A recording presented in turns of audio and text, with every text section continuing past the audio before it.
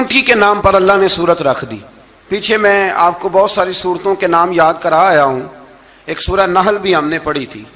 تو اللہ تبارک و تعالیٰ نے اس سورت میں قرآن کریم کی حقانیت، مومنین کی صفات، مختلف انبیاء کے احوال، اللہ تعالیٰ کی توحید پر دلائل، قیامت کی ہولناکیاں اور حیات بعد الموت کا ذکر فرمایا. اس سورت کی ابتدائی آیات میں ایک بار پھر حضرت موسیٰ علیہ السلام کے احوال اور معجزات کا بیان ہے. آیت نمبر 16 سے سلیمان علیہ السلام کا ذکر ہے. وہ داؤد علیہ السلام کے وارث تھے، بیٹے تھے، اور انہیں پرندوں کی بولیاں سکھائی گئیں.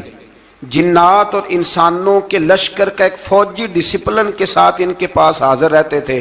وہ جو ان کا لشکر تھا نا، اس میں انسان بھی تھے، جن بھی تھے، اور اس کے اندر پرندے بھی تھے. ان کا لشکر تھا، وہ ہمیشہ ان کے پاس رہتے تھے. حضرت سلیمان علیہ السلام گزر رہے تھے تو ایک مقام سے آپ گزرے جہاں چیونٹیاں بڑی کثرت کے ساتھ تھیں. تو ایک چیونٹی جو ان چیونٹیوں کی سردار تھی، ان چیونٹیوں کی بڑی تھی، اور مفسرین کرام نے یہ بھی لکھا ہے کہ وہ تھی بھی ایک آنکھ اس کی کوئی نہیں تھی، ایک ٹانگ اس کی کوئی نہیں تھی، لیکن اس حال میں بھی وہ چیونٹی جو تھی وہ چیونٹیوں کی قیادت کر رہی تھی. تو حضرت سیدنا سلیمان علیہ السلام کا لشکر جب وہاں سے گزرا تو وہ کہنے لگی یا ایھا النمل ادخلوا مساکنکم، کہنے لگی چیونٹیوں اپنے بلوں میں گھس جاؤ، کہیں ایسا نہ ہو کہ سلیمان علیہ السلام کا لشکر بے دہانی میں سلیمان کا لشکر توجہ نہ کرے اور تمہیں پاؤں کے نیچے مسل دے. لہذا اس طرح کرو کہ تم اپنے اپنے بلوں میں گھس جاؤ. حضرت سلیمان ابھی 3 میل دور تھے. تمام مفسرین نے لکھا ہے 3 میل دور تھے. تو وہاں سے چیونٹی بول لی تو قرآن کہتا ہے کہ حضرت سلیمان اس کی بات سن کے ہنس پڑے. فتبسم ضاحکا، آپ اس کی بات سن کے ہنس پڑے کہ دیکھو یہ چیونٹی کیا کہہ رہی ہے. ذرا غور کرنا بات پر کہ حضرت سلیمان 3 میل دور فاصلے پر چیونٹی کی بات بھی سن لیتے. مولوی نے قرآن کی آیت پکی یاد کر لی، انا بشر مثلکم، کہتا ہے حضور نے کہا میں تمہاری طرح کا بشر ہوں. نبی ہماری طرح ہوتے ہیں جی. تو وہ تو 3 میل دور چیونٹی کی آواز سن لیتے تھے. اس کے کان میں چیونٹی رکھو بلا، اسے کہو کہ بتا بلا کیا کہتی ہے. کچھ بتائے گا پھر دوڑ لگا دے گا شاید. کان میں رکھو اس کو، کہو بتا چیونٹی کیا کہتی. اور اگر یہ لفظ نہ ہوتے قرآن کے کہ جب انہوں نے سنا تو ہنس پڑے، یہ جملے نہ ہوتے تو شاید اس کو بھی نہ مانتے. لیکن حضرت سلیمان نے سنی چیونٹی کی بات. اور اب اگلی بات کہنے لگا ہوں، بڑے خوبصورت لفظ لکھے ہیں مفسرین نے. فرماتے ہیں دیکھو ایک چیونٹی نے ایک جملہ بول کے اپنے قبیلے کی خیر خواہی کی تو رب نے اس کا جملہ بھی قرآن میں بیان فرما دیا. تو جو ساری زندگی لوگوں کو جملے بول بول کے کہے رب رسول کی طرف آ جاؤ، تو اللہ قیامت میں اس کی بات کو قائم نہیں فرمائے گا. جو بھی کسی کی خیر خواہی کرے وہ ایک جملہ بول کے کرے اور ہو بھی چیونٹی.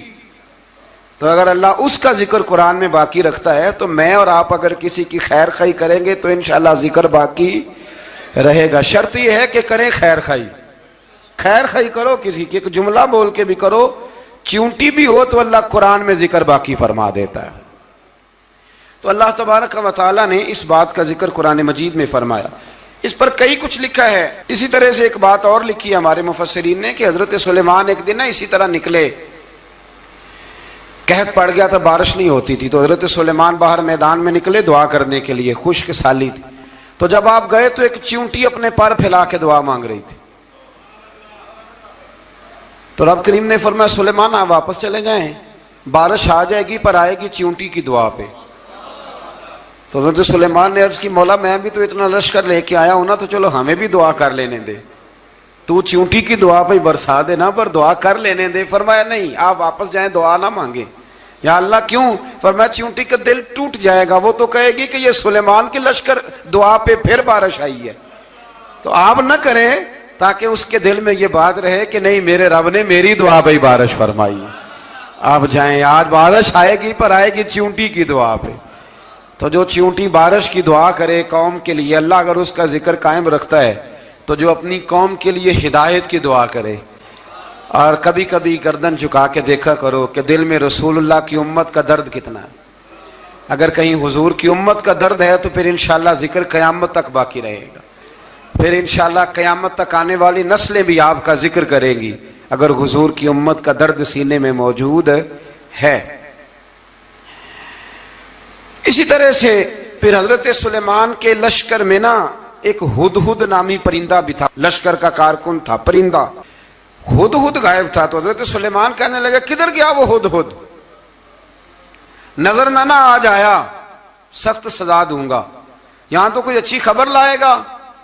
چونکہ وہ ہدہد پرندہ جاتا تھا تو خبریں لا کے دیتا تھا ورنہ سزا دوں گا. اتنی دیر میں ہدہد بھی آ گیا. تو یہ پرندے جو کارکن ہوتے ہیں بڑے سیانے ہوتے ہیں. کبھی بندہ ناراض ہو تو صحیح خبریں لے آتے ہیں. تو صحیح خبر لے کے آ گیا. آتے ہی آ کے بیٹھا تو اس نے حضرت سلیمان علیہ السلام نے کہا کہاں تھے؟ عرض کرنے لگا حضور میں ملک سبا گیا تھا. وہاں ایک عورت حکمرانی کرتی ہے, اس کا نام بلقیس ہے. بہت بڑے تخت پہ بیٹھتی ہے. 80 گز اس کا تخت لمبا ہے, 40 گز چوڑا ہے, اور شاید 80 من کے 80 ٹن اس کا وزن ہے. تو حضور وہ سورج کو پوچھتے ہیں. تو حضرت سلیمان نے فوراً خط لکھا, فرمایا جا کے اسے میرا خط دے دو کہ یہاں تو کلمہ پڑھ کے ہماری فرما بردار بن جائے ورنہ تیار ہو جائے. جو اللہ کے غیر کو پوچھتے ہیں ہم ان کے خلاف جنگ کریں گے. وہ جب لے کے گئے نا خط, یہ حدود گیا تو وہ میٹنگ کر رہی تھی, اس کے وزیر مشیر سارے بیٹھے تھے. اس نے جا کے خط پھینک دیا ملکہ بلقیس کی جھولی میں. اس نے خط پڑھا تو ڈر گئی, وزیروں کو بلایا. حضرت سلیمان, قرآن کہتا ہے حضرت سلیمان نے کہا تھا خط پھینک کے نا تو سائڈ پہ ہو کے سننا وہ کیا کہتا. بندوں کے لیے منع ہے, پرندوں کے لیے جائز ہے. بندوں کے لیے منع ہے سائڈ پہ ہو کے سننا. ہاں جس کی جاسوسی کی ڈیوٹی ہو, کفر کی جاسوسی کی, اس بندے کے لیے بھی جائز ہے. تو یہاں ایک تو وہ پرندے تھے, دوسرا کفر کی جاسوسی کر رہے تھے. سائڈ پہ ہو کے سننے لگے تو ملکہ بلقیس کہنے لگی اب کیا کرنا ہے, یہ خط آیا ہے. تو وہ کہنے لگے ہم تیار ہیں, آپ حکم کریں, ہم لڑنے کو تیار ہیں, لڑیں گے. وہ کہنے لگی نہیں تیزی نہ دکھاؤ. قرآن مجید کہتا ہے کہ وہ کہنے لگی جب لڑائیاں ہوتی ہیں تو شہر تباہ ہوتے ہیں, ملک کھنڈر بن جاتے ہیں. لڑائی مسئلے کا حل نہیں ہے. انہوں نے کہا کہ میں نبی ہوں. تو ایک دفعہ آزما لیتے ہیں کہ نبی ہیں کہ نہیں. معاذ اللہ آزما لیتے ہیں. کہا کیسے؟ کہنے لگی تحفے تحائف بھیجتے ہیں. اگر مال پر دل للچا گیا تو پھر نبی نہیں بادشاہ ہے, اور اگر مال پر دل للچایا نہ تو پھر اللہ کے کامل بندے ہیں. یہ فرق اس نے اس وقت بیان کیا. اس نے 500 کنیزیں, 500 غلام, بڑے شاندار لباس پہنا کے, 500 گھوڑا بڑا تگڑا, اس کے اوپر مال و اسباب رکھ کے تیاری کرا کے حضرت سلیمان کی طرف بھیجا. ہدہد پہلے سے خبر لے کے آ گیا. حضور اس نے یہ پروگرام بنایا ہے. وہ جب آیا سارا کچھ تو حضرت سلیمان دیکھ کے جلال میں آ گئے. فرمانے لگے اسے جا کے کہہ دو تو مجھے کیا تحفے بھیجے گی, میرے رب نے مجھے مالا مال فرمایا ہوا ہے, انہیں مالا مال کیا میرے مالک نے. جا اسے جا کے کہہ تو کیا تحفے دے گی.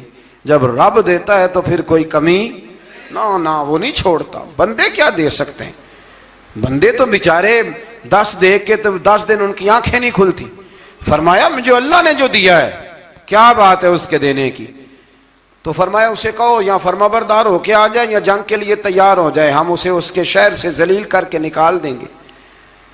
اس نے جا کے جب پیغام دیا تو اور ان لوگوں نے بھی آ کے بتایا کہ وہاں تو ہم عجیب منظر دیکھ کے آئے ہیں کہ جانور بھی ہاتھ باندھے کھڑے ہیں, وہاں تو جنات, سرکش جنات کھڑے ہیں. وہ بادشاہ نہیں, وہ نبی ہیں. وہ جو 500 غلام اور 500 کنیزیں گئی تھی, حوال سنایا آ کے. تو ملکہ بلقیس نے پھر خط لکھا کہ میں فرما بردار ہو کے آ رہی ہوں. مانا کیا ہے, میں کلمہ پڑھنے کے لیے آ رہی ہوں. تو حضرت سلیمان نے کہا بھئی اب اس طرح کرو, ذرا فرش بچھاؤ. انہوں نے فرش بچھایا اس طرح کا کہ اوپر فرش تھا, نیچے مچھلیاں تیر رہی تھیں, لگ رہا تھا دریا ہے. ڈیوٹی لگا دی, جنات نے بچھا دیا. ادھر حضرت سیدنا سلیمان فرمانے لگے اب چونکہ مان کے آ رہی ہے تو اسے اپنی نبوت کی علامتیں بھی دکھانی ہیں. اس نے تخت بڑا شاندار بنوایا تھا, اور خواتین میں جو عادتیں خواتین والی ہوتی ہیں وہ جاتی نہیں. وہ 7 کمروں میں نا پیچھے اپنا تخت رکھ کے تو 7 دروازے بند کر کے آئی. اس زمانے میں ایک رواج تھا, وہ زلیخا نے بھی 7 دروازے مکفل کے, ایک رواج تھا. ایک کمرہ، پھر کمرے کے پیچھے کمرہ، پھر اس کے پیچھے کمرہ، پھر اس کے پیچھے کمرہ، اور اس کو بڑے موٹے تالے لگائے جاتے تھے، اور فلسفہ یہ تھا کہ ایک تالا توڑے گا کوئی تو جب تک سپاہی آ جائیں گے، اور اگر اس کے توڑنے تک نہ آئے تو دوسرے کے توڑنے تک آ جائیں گے، اور اس کے توڑنے تک نہ آئے تو ساتویں تک تو آئے جائیں گے۔ یہ ان لوگوں کا نفسیاتی معاملہ تھا، سوچ تھی۔ 7 کمروں میں مکفل کر کے نہ وہ نکلی تو حضرت سلیمان علیہ السلام کہنے لگے بھئی مجھے اس کا تخت چاہیے اس کے آنے سے پہلے۔ اس کے آنے سے اس واقعے کی کیا ضرورت تھی قرآن پاک میں؟ یہ کیا حاجت تھی یہ تخت والی ساری بات قرآن نے کیوں بیان کی؟ پوچھیں آپ اپنے دل سے بھی اور انکار کرنے والے منکرین سے بھی، اس کی کیا ضرورت تھی؟ وہ جو کہتے ہیں جی ولی کی کرامت کی کیا ضرورت ہے، سیدھی سیدھی نماز پڑھو، روزہ رکھو، حج کرو، زکوٰۃ دو، تو پوچھو ان سے ایک سورت نمل کے اندر اس ساری تفصیل کی کیا ضرورت تھی؟ ختم ہو گئی جب وہ کلمہ جو پڑھ رہی ہے، تو پھر اس سارے واقعے کو رب کیوں بیان فرماتا ہے؟ حضرت سیدنا سلیمان فرمانے لگے تخت چاہیے، اور چاہیے اس کے آنے سے پہلے۔ قال عفریت من الجن، جنوں میں سے ایک بہت بڑا جن بولا، کہنے لگا حضور آپ کا یہ تخت برخاست ہونے سے پہلے لے آؤں گا۔ یہ جو آپ میٹنگ کر رہے ہیں نا، یہ آپ فیصلے ختم، کچھ نے لکھا صبح سے شام تک میٹنگ ہوتی ہے اور اس کو آنے میں پتہ نہیں کتنے دن لگیں گے، تو میں یہ برخاست ہونے سے پہلے، اور کچھ نے کہا دی آپ شرط کیوں لگاتے ہیں کہ صبح سے شام تک ہوتی؟ اس جن نے کہا دی آپ 10 منٹ میں فارغ ہو جائیں، آپ فارغ ہوں گے تو تخت آ جائے گا۔ مفسرین نے لکھا ہے کہ جب قرآن کہتا ہے کہ اس نے کہا کہ آپ کے فارغ ہونے سے پہلے، تو اس کا مطلب ہے کہ جب آپ اٹھیں گے، یہ جگہ خالی کر دیں گے تو تخت یہاں کیویں ہزاروں میل کا فاصلہ ہے آ جائے گا، پر ہوائی جہاز پہ کارگو کرا کے، جی DHL کے ذریعے کیسے آئے گا؟ وہ آئے گا تو بس آئے گا۔ تو حضرت سلیمان کی تو بادشاہت تھی نا زمانے پہ، فرمانے لگے نہیں نہیں تو لیٹ ہے، تو لیٹ ہے، تو ہمیں جانتا ہی نہیں، ایٹ سٹ تے پکھڑا کوار گندل، اسی اور بھی بوٹیاں جاننے ہاں، یہ تو لیٹ ہے، ابھی ہماری طاقت اس سے زیادہ ہے۔ بڑی کمال بات لکھی ہے لکھنے والوں نے۔ ایک مفسر نے لکھا ہے کہ ابھی حضرت سلیمان نے غلاموں سے منگوایا ہے، اپنی بات کوئی نہیں کی، یہ حال ہے ان کے غلاموں کا، تو سردار کا عالم کیا ہوگا؟ حضرت سلیمان کہنے لگے بھی جلدی جائیے۔ قال الذی عنده علم من الکتاب انا آتیک بہ قبل ان یرتد الیک طرفک، تو اٹھا ان میں سے وہ جس کے پاس کتاب میں سے علم تھا، ساری کتاب کا بھی نہیں، علم من الکتاب، کتاب، وہ اٹھے جن کے پاس کتاب میں سے علم تھا، تو وہ اٹھ کے کہنے لگے حضور میں لے آؤں گا، کب؟ آپ کے آنکھ جھپکنے سے، نہیں آنکھ جھپکنے سے، بندہ تھا جن تھا، جن کی تو بات مانی نہیں انہوں نے، کیا کہا؟ آنکھ جھپکنے سے، میں آنکھ جھپکنے سے پہلے لے آؤں گا۔ تو حضرت سلیمان کہنے لگے تو ٹھیک ہے چل لا، پھر لا، پھر آنکھ جھپکنے سے بڑے ہی نہیں، پھر غصہ نہیں آتا ان پہ، پھر غصہ نہیں آتا۔ میرے شیخ کامل، مرشد اکمل، شیخ بحر و بار، حضور غوث پاک جیلانی، حضرت غوث اعظم یوں کر کے شاگردوں کو، مریدوں کو سبق پڑھا رہے تھے، پڑھاتے پڑھاتے ہاتھ آگے کیا، اور جب ہاتھ واپس آیا تو بھیگ گیا تھا سارا۔ تو شاگرد کہنے لگے حضور یہ کیا ہے؟ فرمایا تمہیں نہیں سمجھ آئے گی، چھوڑو تمہارے والی بات نہیں، خاصاں دی گل آما آگے نہیں مناسب کرنی، رہنے دو تم۔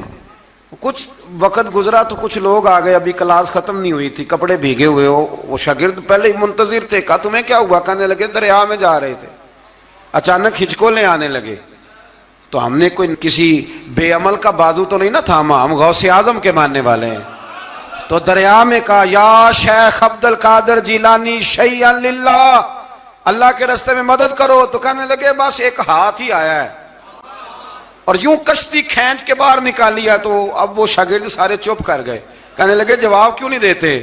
انہوں نے کہا تم نے ہاتھ دیکھا ہے پہنچتا ہوا, اور ہم نے ہاتھ دیکھا یہاں سے جاتا ہوا. تم نے پہنچتا ہوا دیکھا ہے تو ہم نے. حضرت بہاؤالحق نقشبند بخاری, ان کی ایک مریدنی تھی, اوپر چبارے پہ کسی نے اس کی عزت پہ ہاتھ ڈالا, چبارے پہ اوپر والی منزل پہ. اس مریدنی نے اپنی عزت بچانے کے لیے چھلانگ لگا دی. جب وہ نیچے گر رہی تھی تو حضرت بہاؤالحق نقشبند بخاری پہنچ گئے. نیچے کوئی ایسا بندوبست کر دیا, کوئی چارپائی بچھا دی, کوئی ایسا جس پہ وہ آ کے آرام سے گری اور بچ گئی. حضرت صاحب کی طرف دیکھ کے کہنے لگی حضور آپ کب آئے؟ فرمانے لگے پتر جب تو چبارے سے چلی تھی تب میں بخارے سے چلا تھا. جب تو چبارے سے چلی تھی نا تب میں بخارے سے چلا تھا, اور تیرے نیچے آنے تک میں بھی پہنچ گیا ہوں. میں بھی مالیدہ کم راکھی کرنا, پھل کچے ہون یا پکے, اے پیر مریداں دے سر تے ہی رہندا ہے. اے جھوٹے ہون یا سچے, یہ پکی غلامی کریں یا کچی کریں, پیر کی بھی مجبوری ہوتی ہے. کیا کریں, پیر مریداں دے سر تے ہی رہندا ہے. اے جھوٹے ہون یا سچے, کیا کیا جا سکتا ہے؟ لیکن نا نافرمان بیٹے کا بھی تو جائیداد میں حصہ ہوتا ہے نا. نافرمان بھی ہو تو جائیداد میں حصہ, تو چلو باپ ناراض رہے گا تو اللہ ناراض رہے گا, بات الگ ہے, پر جائیداد کا حقدار تو ہے نا, چاہے نافرمان ہی ہے. پیر مریداں دے سر تے ہی رہندا ہے. اے جھوٹے ہون یا. پھر وہ تخت آ گیا تو حضرت سلیمان سے پوچھا یہ کیا ہے؟ قال ھذا من فضل ربی. فرمانے لگے کچھ بھی نہیں. حضرت سلیمان کہنے لگے یہ میرے رب کا فضل ہے. شاید سب مفسرین نے بڑی بڑی باتیں کی ہوں, پر یہاں ایک قاضی ثناء اللہ پانی پتی رحمت اللہ علیہ کا فقرہ میں پڑھ رہا تھا, بڑا مزہ آ رہا تھا. قاضی صاحب فرمانے لگے اس آیت پہ, قاضی صاحب کہتے ہیں جن پر نرا فضل تھا, ھذا من فضل ربی, نرا فضل. فرمایا ان کی تو اتنی طاقت ہے کہ وہ ہزاروں میل دور سے 80 گز لمبا 80 گز چوڑا تخت آنکھ جھپکنے سے پہلے لے آتے ہیں, اور جن کے بارے میں اللہ فرماتے ہیں بشر المؤمنین بِأَنَّ لَهُم مِّنَ اللَّهِ فَضْلًا كَبِيرًا. فرمایا محبوب اپنے غلاموں کو خوشخبری دے دیں, باقیوں پہ نرا فضل تھا, ان پر تو فضل کبیر ہے, ان پر تو بڑا ہی فضل ہے اللہ کا. تو فرمایا جن پر فضل کبیر ہو, ایک نہیں, اس پر میں بڑے دلائل دے سکتا ہوں. کرامات اولیاء پر میں بڑے ہی دلائل دے سکتا ہوں, بڑے. غوث اعظم رضی اللہ تعالیٰ عنہ کے پاس بادشاہ آیا تو کہنے لگا پیر تب مانوں گا جب سیب کھلائیں گے. سیب کا موسم ہی نہیں تھا. تو حضرت صاحب آتے ہی اسے کہنے لگے اب تو میری ولایت کو سیبوں پہ تو نہ تول, اب سیب کھلائے تو ولی یا نہ کھلائے تو ولی کوئی نہیں, یہ تو اب میری ولایت کو سیبوں پہ تو نہ تول. تو حضرت صاحب نے یوں ہاتھ اٹھایا تو اللہ نے 2 سیب عطا فرمائے. تو وہاں جملہ ہے حضور غوث اعظم کا, فرمانے لگے اگر اللہ حضرت مریم سلام اللہ جو بنی اسرائیل کی ولیہ ہیں, ولی ہے نا, وہ نبی تو نہیں نا, عورت نبی نہیں ہو سکتی. فرمایا اگر اللہ انہیں بغیر موسم کے پھل دے سکتا ہے, میں تو محمد عربی کا نوکر ہوں. فرمایا اب نہ 2 سیب آئے تھے, تو وہ کہنے لگا میرے تو دل میں 1 سیب تھا نا, تو حضور غوث اعظم نے نا 1 سیب مجھے دیا, 1 میں نے کھایا تو 1 غوث پاک کھانے لگے. کہتے ہیں میں نے وہ منہ میں رکھا, ذرا ترش تھا, تو میرے چہرے کا وہ رنگ دیکھ کے نا, اثر دیکھ کے کہ تلخی محسوس, تو غوث اعظم کہنے لگے میرے والا کھا. تو 1 انہوں نے کاٹ کے ٹکڑا دیا, کہتے کھایا تو بڑا میٹھا تھا. تو میں نے کہا حضور آئے تو دونوں ہی غیب سے ہیں, تو آپ کے والا میٹھا ہے میرے والا کڑوا ہے. تو آپ فرمانے لگے آئے تو دونوں غیب سے تھے, پر ایک کو ذرا ظالم کے ہاتھ لگ گئے ہیں نا, اس کو تنبیہ بھی کر دی کہ ظلم سے باز آ جا, تنبیہ بھی کر دی. فرمایا ہاتھ ظالم کے لگے اس لیے ترش ہو گیا, سیانا بن. 1 نہیں 20 درجنوں. لیکن پتہ نہیں کیوں لوگ اڑ گئے, پتہ نہیں کیوں کڑ کے آ گئے کرامت اولیاء کے معاملے میں. بالکل ابھی کسی حدیث میں یہ نہیں آیا کہ اس زمانے میں ولی ہوں گے تو اس زمانے میں ولی نہیں ہوں گے. حضور نے فرمایا میری امت کبھی گمراہی پر جمع نہیں ہوگی. اقبال کہتے ہیں اولیاء کیا ہوتے ہیں, اولیاء کیا ہیں, جواسیس القلوب. اقبال کہتا ہے ولی کا بہت بڑا ولی تم نے دیکھنا ہو تو اسے دیکھو جو تیرے دل کا جاسوس ہے. چلو یہ مشکل بات ہے, میں نہیں چھیڑتا, لیکن جو تیرے وہ جاسوسی کرتا ہے, پر کرتا ہے تیرے دل کی, وہ تیرے دل کا جاسوس ہوتا ہے. کافر اسی پچ ہو گیا, پھر گردش بھی مصلا کی کرنا اساں ظاہر نو رب منیائے باطن دا اللہ کی کرنا اساں ظاہر نو رب منیائے باطن دا اللہ